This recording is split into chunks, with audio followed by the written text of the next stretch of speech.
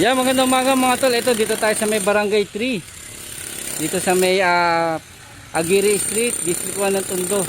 Ito nangyari dito, hindi na makuha sa sundot. Yan. Ay, kagawad. Yan, hindi na makuha sa sundot to. Kaya ito, bubutasan na natin kagawad.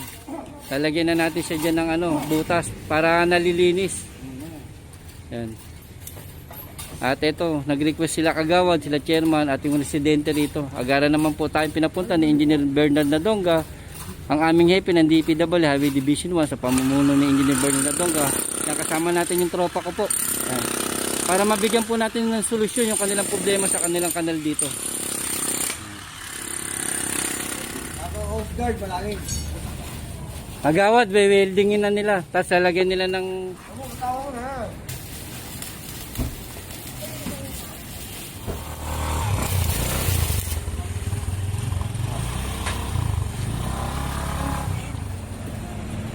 Uy, hindi na.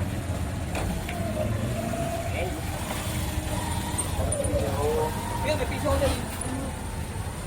Ano ba? Okay, kasi niya. Juan, kamera.